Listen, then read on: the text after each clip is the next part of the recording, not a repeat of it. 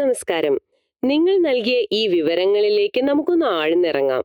Meditation അല്ലെങ്കിൽ ധ്യാനം എന്ന വാക്ക് കേൾക്കുമ്പോൾ നമ്മുടെ ഒക്കെ മനസ്സിൽ വരുന്ന ഒരു ചിത്രമുണ്ടല്ലോ. ഉം. കണ്ണടച്ച് ശാന്തമായി ഒരിടത്തിരിക്കുന്നത്. അതെ, ഒരു മന്ത്രം മനസ്സിൽ ഉരുവിടുന്നത് അല്ലെങ്കിൽ ശ്വാസത്തിൽ ശ്രദ്ധിക്കുന്നത്, അങ്ങനെയൊക്കെയല്ലേ? അതെ, ഇന്നത്തെ കാലത്ത് മിക്കവാറും ആളുകൾക്ക് അതാണ് ധ്യാനം.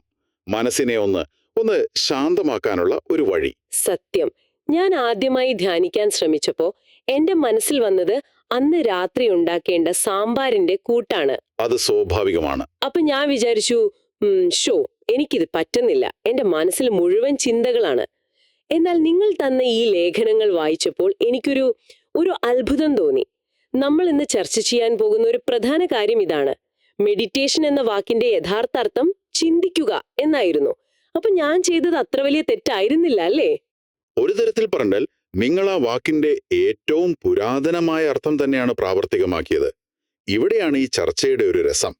അപ്പോ നമുക്ക് അവിടെ തന്നെ തുടങ്ങാം. ഈ വാക്കിന്റെ ചരിത്രം എങ്ങനെയാണ് ചിന്ത എന്ന അർത്ഥത്തിൽ നിന്ന് ചിന്തയില്ലായ്മ എന്നതിലേക്ക് ഈ വാക്ക് മാറിയത്? തീർച്ചയായും നിങ്ങൾ നൽകിയ രേഖകൾ വ്യക്തമാക്കുന്നത് പോലെ ഈ വാക്കിന്റെ ഉത്ഭവം അത് ലാറ്റിൻ ഭാഷയിൽ നിന്നാണ്. ലാറ്റിനോ? അതെ, മെഡിറ്റാറിയെ എന്നൊരു വാക്കിൽ നിന്ന്. അതിനർത്ഥം ചിന്തിക്കുക, പരിഗണിക്കുക, മാനസികമായി പരിശീലിക്കുക എന്നൊക്കെയാണ്. അത് നിശബ്ദമായിരിക്കുന്നതിനെ കുറിച്ചായിരുന്നില്ല. ഓക്കെ. അപ്പോ മാർക്കസ് ഓറേലിയസിനെ പോലുള്ള റോമൻ തത്വചിന്തകരും പിന്നെ ദെക്കാർത്തിന്റെ മെഡിറ്റേഷൻസ് അതെല്ലാം ഈ ഗണത്തിൽ പെടുമല്ലോ. കൃത്യമായി. അവരെല്ലാം ഒരു പ്രശ്നത്തെക്കുറിച്ച് ആഴത്തിൽ ചിന്തിക്കുകയായിരുന്നു. ക്ലാസിക്കൽ കാലഘട്ടത്തിൽ അത് തത്വചിന്തയുടെ ഭാഗമായിരുന്നു. പിന്നെ മധ്യകാലഘട്ടത്തിൽ ക്രിസ്ത്യൻ ലോകത്ത് അത് വിശുദ്ധ ഗ്രന്ഥങ്ങളെക്കുറിച്ചുള്ള ആഴത്തിലുള്ള ചിന്തയായി മാറി. എന്നാൽ ഇതിന് വലിയ മാറ്റം വരുന്നത് 20-ാം നൂറ്റാണ്ടിലാണ്. ആനി ബെസന്റിന്റെ തിയോസോഫിക്കൽ സൊസൈറ്റി പോലുള്ള പ്രസ്ഥാനങ്ങൾ പൗരസ്ത്യ ആത്മീയ പരിശീലനങ്ങളെ പാശ്ചാത്യ ലോകത്തിന് പരിചയപ്പെടുത്തി. ഓക്കെ. അപ്പോൾ സംസ്കൃതത്തിലെ ധ്യാന, പാലിയിലെ ഭാവന തുടങ്ങിയ വാക്കുകൾക്ക് തത്തുല്യമായി ഇംഗ്ലീഷിലൊരു വാക്ക് വേണമായിരുന്നു. അങ്ങനെ അവർ മെഡിറ്റേഷൻ എന്ന വാക്ക് കടമെടുത്തു. അപ്പോ പാശ്ചാത്യ ലോകം അവരുടെ കൈവശമുണ്ടായിരുന്ന ഒരു വാക്ക് പൗരസ്ത്യ ലോകത്തെ ഒരു പുതിയ ആശയത്തെ വിശദീകരിക്കാൻ വേണ്ടി ഉപയോഗിച്ചു. അവിടെയാണ് അതിന്റെ അർത്ഥം മാറാൻ തുടങ്ങിയതല്ലേ? അതെ, അങ്ങനെയാണ് ചിന്ത എന്നതിൽ നിന്ന് ശ്രദ്ധ, നിരീക്ഷണം, ലയനം തുടങ്ങിയ ആശയങ്ങളിലേക്ക് അതിന്റെ അർത്ഥം മാറിയത്. പക്ഷെ ഒരു കാര്യം കൂടിയുണ്ട്. എന്താണത്? കിഴക്കൻ രാജ്യങ്ങളിലും ഈ ആശയത്തിന് വലിയ പരിണാമം സംഭവിച്ചിട്ടുണ്ട്. അതാണ് അടുത്ത രസകരമായ കാര്യം. ധ്യാന, ഝാന, ചാൻ, സെൻ. ഒറ്റ നോട്ടത്തിൽ ഇതെല്ലാം ഒന്നാണെന്ന് തോന്നും. പക്ഷെ അങ്ങനെയല്ല, അല്ലേ? അല്ല, അവയുടെ എല്ലാ അടിസ്ഥാനം ഒന്നു തന്നെയാണെങ്കിലും ഓരോ സംസ്കാരത്തിലേക്കും എത്തിയപ്പോൾ അതിന് വന്ന മാറ്റങ്ങൾ വളരെ വലുതാണ്. നമുക്ക് ആ യാത്രയൊന്ന് നോക്കാം. ആദ്യം സംസ്കൃതത്തിലെ ധ്യാന. അതിന്റെ യഥാർത്ഥ അർത്ഥം ചിന്തിക്കുക അല്ലെങ്കിൽ ശ്രദ്ധിക്കുക എന്ന് തന്നെയാണ്. മനസ്സ് ഒരു വിഷയത്തിൽ ചിതറിപ്പോകാതെ ഏകാഗ്രമായി നിലനിർത്തുക. ഓക്കെ. അപ്പോ അവിടെയും ചിന്തയ്ക്കൊരു പങ്കുണ്ട്. ചിന്തയെ ഒഴിവാക്കുകയല്ല. അതെ. എന്നാൽ ബുദ്ധന്റെ കാലഘട്ടത്തിലെ പാലി ഭാഷയിലേക്ക് വന്നപ്പോൾ ഝാന എന്ന വാക്കിനർത്ഥം മാറി തുടങ്ങി. അവിടെ ചിന്തയിൽ നിന്ന് ആഴത്തിലുള്ള ലയനത്തിലേക്ക്, അതായത് അബ്സോർപ്ഷനിലേക്ക് ഊന്നൽ നൽകി. ആഴത്തിലുള്ള ലയനം. അതെ, ചിന്തകൾ പതുക്കെ ശാന്തമായി മനസ്സ് ഒരു വിഷയത്തിൽ പൂർണ്ണമായി ലയിക്കുന്ന ഒരവസ്ഥ. അപ്പോ അവിടെ തന്നെ ചിന്ത കുറഞ്ഞു വന്നു തുടങ്ങിയല്ലേ? ഒരു മാനസിക വ്യായാമത്തിൽ നിന്ന് ഒരു അനുഭവത്തിലേക്ക് മാറാൻ തുടങ്ങി. വളരെ ശരിയാണ്. പിന്നീട് ഈ ആശയം ചൈനയിലേക്ക് എത്തിയപ്പോൾ അത് ചാനായി മാറി. ചാൻ. ചൈനീസ് സംസ്കാരത്തിന്റെ സ്വാധീനത്തിൽ അതിന് കൂടുതൽ ലാളിത്യം വന്നു. ഘടനാപരമായ രീതികളും ഘട്ടങ്ങളും കുറഞ്ഞു. സ്വാഭാവികവും നേരിട്ടുള്ളതുമായ അവബോധത്തിന് കൂടുതൽ പ്രാധാന്യം നൽകി തുടങ്ങി. അവസാനം ജപ്പാനിലെത്തിയപ്പോഴോ? ജപ്പാനിൽ അത് സെന്നായി. ഇതൊരു പക്ഷേ അതിന്റെ ഏറ്റവും ലളിതമായ രൂപമാണ്. ഘട്ടങ്ങളോ സാങ്കേതിക വിദ്യകളോ എല്ലാം ഒഴിവാക്കി വെറുതെ ഇരിക്കുക, അതായത് സാസൻ എന്ന ആശയത്തിലേക്ക് മാറി. വെറുതെ ഇരിക്കുക. ഒന്നും കൂട്ടിച്ചേർക്കാനോ ഒഴിവാക്കാനോ ഇല്ലാത്ത സ്വാഭാവികമായ ഒരവസ്ഥ. കൊള്ളാം. സങ്കീർണമായ ഒരു മാനസിക പരിശീലനത്തിൽ നിന്ന് തുടങ്ങി അവസാനം ഒന്നും ചെയ്യാതെ വെറുതെ ഇരിക്കുന്ന ഒരവസ്ഥയിലേക്ക് എത്തി. ഒരാശയത്തിന് വന്ന എന്തൊരു പരിണാമം! അതെ, ഇത് മനസ്സിലാക്കുമ്പോൾ നമ്മൾ മെഡിറ്റേഷൻ എന്ന് പറയുമ്പോൾ ഏത് ഘട്ടത്തെക്കുറിച്ചാണ് സംസാരിക്കുന്നത് എന്ന് വ്യക്തമാക്കേണ്ടത് വളരെ പ്രധാനമാണ്. അല്ലെങ്കിൽ വലിയ ആശയക്കുഴപ്പങ്ങൾ ഉണ്ടാകാം. ശരിയാണ്. ഒരാൾ സ്ട്രെസ് കുറയ്ക്കാനായിരിക്കാം ധ്യാനിക്കുന്നത്, മറ്റൊരാൾ വിമോചനത്തിനായിരിക്കാം. രണ്ടും ഒരേ വാക്കുകൊണ്ട് സൂചിപ്പിക്കുന്നുണ്ടെങ്കിലും ലക്ഷ്യവും മാർഗവും. വളരെ വ്യത്യസ്തമാണ്. ഈ വാക്കിന്റെ ചരിത്രം തന്നെ വളരെ രസകരമാണ്. പക്ഷെ നിങ്ങൾ തന്ന നോട്ടുകളിൽ ഭാവന എന്നൊരു വാക്ക് പ്രത്യേകം എടുത്തു പറയുന്നുണ്ടല്ലോ. അനുമോദന സങ്കല്പ പോലെയുള്ള പ്രസ്ഥാനങ്ങൾ ഇതിനാണ് ഊന്നൽ നൽകുന്നത്. അതെന്താണ്? ഈ പറഞ്ഞ മെഡിറ്റേഷനിൽ നിന്ന് അതിനെന്ത് വ്യത്യാസമാണുള്ളത്? ഇതൊരു നിർണായകമായ വ്യത്യാസമാണ്. ബുദ്ധന്റെ കാഴ്ചപ്പാടിൽ ഭാവന എന്നാൽ വളർത്തിയെടുക്കൽ അല്ലെങ്കിൽ പരിപോഷിപ്പിക്കൽ എന്നാണ് അർത്ഥം. കൾട്ടിവേഷൻ. എന്തിനു വളർത്തിയെടുക്കൽ? മനസ്സിനെ. അതിന്റെ ലക്ഷ്യം വെറുമൊരു തെറാപ്പി മാത്രമല്ല, ഒരു പരിവർത്തനം, ഒരു ട്രാൻസ്ഫർമേഷൻ തന്നെയാണ്. അതായത് കുറച്ചു നേരത്തേക്കൊരു സമാധാനം തരിക എന്നതല്ല, മറിച്ച് നമ്മളെ മൊത്തത്തിൽ മാറ്റിമറിക്കുക എന്നതാണ്. ഒരു പൂർണ്ണമായ പരിവർത്തനം. അതെ. നിങ്ങൾ നൽകിയ രേഖകളിൽ പറയുന്നത് പോലെ ഇതിന് 3 പ്രധാന ഭാഗങ്ങളുണ്ട്. ഇവയെ പരസ്പരം വേർതിരിക്കാനാവില്ല. ഇവ മൂന്നും ചേരുമ്പോഴാണ് ഭാവന പൂർണ്ണമാവുന്നത്. ഏതൊക്കെയാണ് ആ 3 ഭാഗങ്ങൾ? ഒന്നാമത്തേത് ശീലം അഥവാ ധാർമ്മിക ശുദ്ധിയാണ്. ശീലം. വാക്ക്, ശരീരം, മനസ്സ് എന്നിവ കൊണ്ടുള്ള ദ്രോഹകരമായ പ്രവൃത്തികളിൽ നിന്ന് ഒഴിഞ്ഞു നിൽക്കുക. കാരണം കുറ്റബോധവും അസ്വസ്ഥതയുമുള്ള ഒരു മനസ്സിന് അതിനൊരിക്കലും ശാന്തമാകാനോ കാര്യങ്ങൾ വ്യക്തമായി കാണാനോ കഴിയില്ല. അതൊരു ചെളി നിറഞ്ഞ പാത്രത്തിൽ വെള്ളമൊഴിക്കുന്നത് പോലെയാണല്ലേ? അതെ. ആദ്യം പാത്രം കഴുകി വൃത്തിയാക്കണം. അതെ. ആ വൃത്തിയാക്കലാണ് ശീലം. ഇത് ധ്യാനത്തിന് മുമ്പുള്ള ഒരു പടിയല്ല, ധ്യാനത്തിന്റെ തന്നെ ഭാഗമാണ്. അപ്പോ ഇതിലൊരു പാരഡോക്സ് ഇല്ലേ? ദേഷ്യം, അസൂയ പോലുള്ള കാര്യങ്ങൾ കുറയ്ക്കാനാണ് പലരും ധ്യാനിക്കാൻ വരുന്നത്. പക്ഷെ ധ്യാനിക്കണമെങ്കിൽ ആദ്യം ദേഷ്യം പോലുള്ള കാര്യങ്ങൾ നിയന്ത്രിക്കുന്ന ശീലം വേണമെന്ന് പറയുന്നു. അപ്പൊ എവിടെ തുടങ്ങും? വളരെ നല്ലൊരു ചോദ്യമാണ്. ഇത് കോഴിയാണോ മുട്ടയാണോ ആദ്യം എന്ന് ചോദിക്കുന്നത് പോലെയാണ്. ഉത്തരം രണ്ടും ഒരുമിച്ച് തുടങ്ങണമെന്നാണ്. ഒരുമിച്ച്. അതെ. ശീലം പാലിക്കാൻ ശ്രമിക്കുമ്പോൾ നമ്മുടെ മനസ്സിന്റെ ബലഹീനതകൾ മനസ്സിലാകും. ആ മനസ്സിലാക്കലോടെ ധ്യാനിക്കുമ്പോൾ, അതായത് സമാധി പരിശീലിക്കുമ്പോൾ, മനസ്സിന് കൂടുതൽ ശക്തി കിട്ടും. ആ ശക്തി ഉപയോഗിച്ച് ശീലം കൂടുതൽ നന്നായി പാലിക്കാൻ കഴിയും. ഇവ രണ്ടും പരസ്പരം സഹായിച്ചു വളരുന്ന ഒന്നാണ്. ഓക്കെ. അപ്പൊ ശീലം എന്നത് അടിസ്ഥാനം. രണ്ടാമത്തേതോ?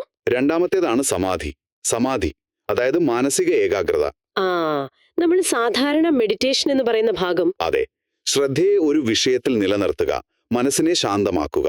ഇത് മാനസിക തടസ്സങ്ങളെ ദുർബലമാക്കുകയും മനസ്സിനെ മൂന്നാമത്തെ ഘട്ടമായ ഉൾക്കാഴ്ചയ്ക്ക് പാകപ്പെടുത്തുകയും ചെയ്യുന്നു. അപ്പൊ നമ്മൾ കടകളിൽ നിന്ന് വാങ്ങുന്ന മെഡിറ്റേഷൻ ആപ്പുകൾ ശരിക്കും ഈ സമാധി എന്ന ഒരു കഷ്ണത്തിന് മാത്രമുള്ള ടൂൾസ് ആണല്ലേ? ബാക്കി 2 ഭാഗങ്ങളായ ശീലവും പ്രജ്ഞയും നമ്മൾ തന്നെ ശ്രദ്ധിക്കണം. ഞാൻ ഇതുവരെ അങ്ങനെ ചിന്തിച്ചിട്ടില്ല. അതാണ് വ്യത്യാസം. മൂന്നാമത്തേതും പൂർണ്ണത നൽകുന്നതുമായ ഭാഗമാണ് പ്രജ്ഞ അഥവാ ഉൾക്കാഴ്ച, വിസ്ഡം. ഇതാണ് ഏറ്റവും പ്രധാനം. പ്രജ്ഞ. ലോകത്തിലെ എല്ലാ വസ്തുക്കളുടെയും അനുഭവങ്ങളുടെയും യഥാർത്ഥ സ്വഭാവം, അതായത് എല്ലാം അനിത്യം, ദുഃഖം, അനാത്മമാണെന്ന് നേരിട്ട് അനുഭവിച്ചറിയുക. ഇത് പുസ്തകത്തിൽ വായിച്ചറിയുന്ന തത്വചിന്തയല്ല. അതല്ല. ഇത് നേരിട്ടുള്ളൊരു കാഴ്ചയാണ്. ഈ ഉൾക്കാഴ്ചയാണ് ആസക്തിയെയും അജ്ഞതയെയും വേരോടെ പിഴുതെറിയുന്നത്. ശീലം, സമാധി, പ്രജ്ഞ, ഈ 3ഉം ചേരുമ്പോൾ അതൊരു ജീവിതചര്യയായി മാറുകയാണ്. വെറുമൊരു സ്ട്രെസ് കുറയ്ക്കാനുള്ള ടെക്നിക് അല്ല, മറിച്ച് യാഥാർത്ഥ്യത്തെക്കുറിച്ചുള്ള നമ്മുടെ കാഴ്ചപ്പാടിനെ തന്നെ മാറ്റുന്ന ഒരു സമ്പൂർണ്ണ പരിശീലനമാണ് ഭാവന.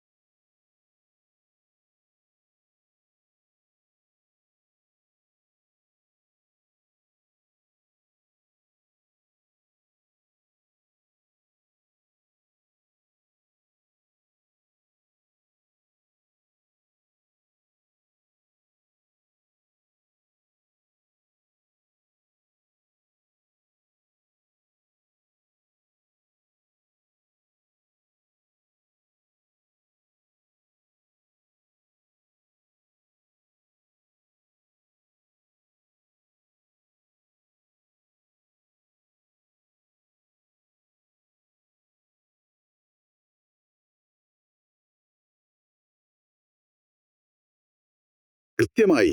അതിന്റെ ലക്ഷ്യം ശാശ്വതമായ പരിവർത്തനമാണ്, താൽക്കാലിക ആശ്വാസമല്ല. ഇതെല്ലാം കേൾക്കുമ്പോൾ സ്വാഭാവികമായും ഒരു ചോദ്യം വരും. എനിക്കിത് കേൾക്കുമ്പോൾ തോന്നുന്ന ഒരു കാര്യമുണ്ട്.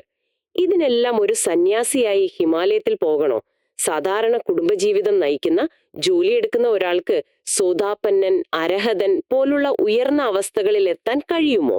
ഇവിടെയാണ് നിങ്ങൾ നൽകിയ വിവരങ്ങളിലെ ഏറ്റവും നിർണായകമായ ഒരു ഭാഗം വരുന്നത്. സൂത്രങ്ങളിൽ, അതായത് ബുദ്ധന്റെ യഥാർത്ഥ പ്രഭാഷണങ്ങളിൽ, ഒരിടത്തും ഈ ഉയർന്ന അവസ്ഥകൾ നേടാൻ ഒരു സന്യാസിയാകണമെന്ന് പറയുന്നില്ല. പറയുന്നില്ലേ? ഇല്ല. ഭിക്ഷു എന്ന വാക്ക് പലപ്പോഴും സന്യാസി എന്നു തർജ്ജമ ചെയ്യാറുണ്ടെങ്കിലും ആഴത്തിൽ പരിശോധിക്കുമ്പോൾ അത് പരിശീലനത്തിന്റെ ഗൗരവത്തെയും സമർപ്പണത്തെയുമാണ് സൂചിപ്പിക്കുന്നത്, ബാഹ്യമായ വേഷത്തേക്കാൾ. അതായത് ഒരു ഡോക്ടറോ എഞ്ചിനീയറോ ആയ ഒരാൾക്കും ആ സമർപ്പണമുണ്ടെങ്കിൽ ഒരു ഭിക്ഷുവിന്റെ മനോഭാവത്തോടെ ജീവിക്കാൻ കഴിയുമെന്നാണോ? തീർച്ചയായും. ഗൃഹസ്ഥാശ്രമികൾക്കും ഈ പാതയിൽ പൂർണ്ണത നേടാൻ കഴിയുമെന്ന് സൂത്രങ്ങളിൽ ധാരാളം ഉദാഹരണങ്ങളുണ്ട്. പാരമ്പര്യ വ്യാഖ്യാനങ്ങൾ പലപ്പോഴും സന്യാസ ജീവിതത്തിന് കൂടുതൽ ഊന്നൽ നൽകാറുണ്ട്. എന്നാൽ മൂലഗ്രന്ഥങ്ങൾ എന്താണ് പറയുന്നതെന്ന് നേരിട്ട് പരിശോധിക്കാനാണ് ഇവിടെ പ്രോത്സാഹിപ്പിക്കുന്നത്. അപ്പൊ പരിശീലനം എന്നത് ദിവസം 1 മണിക്കൂർ കണ്ണടച്ചിരിക്കുന്നത് മാത്രമല്ല. അല്ല, അത് ജീവിതത്തിന്റെ ഭാഗമാകണം. അവിടെയാണ് പ്രായോഗികമായ സമീപനം വരുന്നത്. കണ്ണടച്ചിരുന്നുള്ള ധ്യാനത്തിൽ നിന്ന് മാറി നമ്മുടെ എല്ലാ പ്രവർത്തികളിലും, നടക്കുമ്പോഴും, സംസാരിക്കുമ്പോഴും, ജോലി ചെയ്യുമ്പോഴും, ഭക്ഷണം കഴിക്കുമ്പോഴും, എല്ലാത്തിലും. അതെ, എല്ലാത്തിലും സമതയും വിപരീത ഭാവനയും വിപസ്സനായും സമന്വയിപ്പിക്കുക എന്നതാണ് രീതി. നമ്മുടെ ഓരോ മാനസികവും വാചികവും ശാരീരികവുമായ പ്രവൃത്തികളെക്കുറിച്ച് ബോധവാന്മാരാകുക. ആ ബോധമാണ് ശീലത്തെയും സമാധിയെയും പ്രജ്ഞയെയും വളർത്തുന്നത്. നിങ്ങൾ നൽകിയ രേഖകളിൽ എസ്.എൻ. ഗോയങ്കാജിയെ പറ്റി പറയുന്നുണ്ടല്ലോ. അദ്ദേഹം സാധാരണക്കാർക്ക് ഈ വഴി തുറന്നു തന്നു എന്ന്. തീർച്ചയായും. ഗോയങ്കാജിയെ പോലുള്ള ആചാര്യന്മാർ ഈ വഴി സാധാരണക്കാർക്ക് പ്രാപ്യമാക്കുന്നതിൽ ചരിത്രപരമായൊരു പങ്ക് വഹിച്ചിട്ടുണ്ട്. അതിലൊരു സംശയവുമില്ല. എന്നാൽ അദ്ദേഹത്തിന്റെ 10 ദിവസത്തെ കോഴ്സ് ഒരു തുടക്കം മാത്രമാണെന്നും അതിനപ്പുറം പോകണമെന്നും ഈ രേഖകൾ ഓർമ്മിപ്പിക്കുന്നു.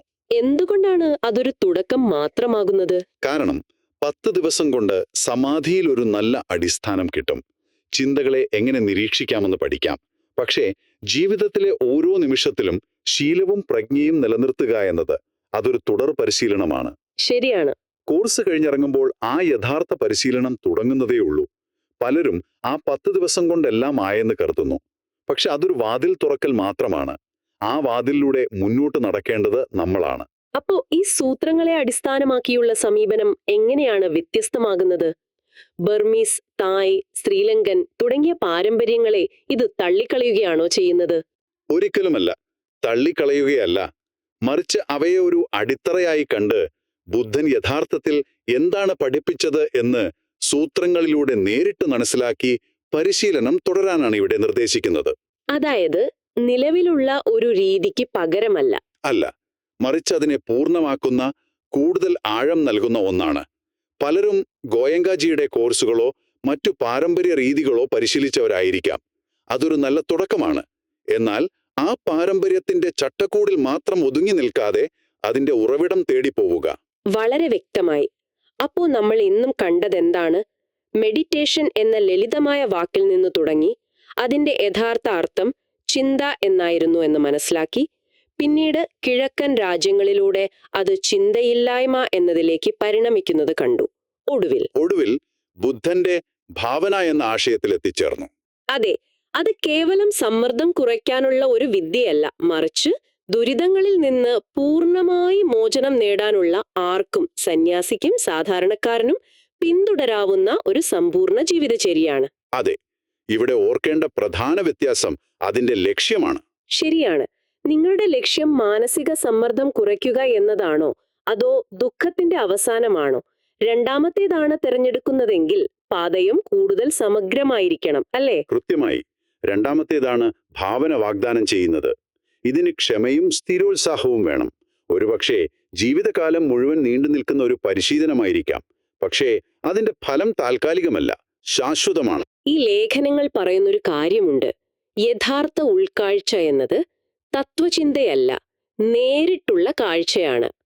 ഒരു നിമിഷം ആലോചിച്ചു നോക്കൂ നിങ്ങളുടെ ദൈനംദിന അനുഭവങ്ങളെ. ഒരു ചായ കുടിക്കുന്നത്, പെട്ടെന്നുണ്ടാകുന്നൊരു ദേഷ്യം, ഒരു സംഭാഷണം, അതിനെക്കുറിച്ച് ചിന്തിക്കുന്നതിനും വിശകലനം ചെയ്യുന്നതിനും പകരം അതിന്റെ അനിത്യവും തൃപ്തി നൽകാത്തതും ഞാനെന്ന് പറയാൻ ഒന്നുമില്ലാത്തതുമായ സ്വഭാവത്തെ നിങ്ങൾ നേരിട്ട് കാണാൻ തുടങ്ങിയാൽ ആ അനുഭവങ്ങൾ എത്ര വ്യത്യസ്തമായിരിക്കും. ഒരു പക്ഷേ ആ കാഴ്ചയിലായിരിക്കാം യഥാർത്ഥ മാറ്റത്തിന്റെ തുടക്കം.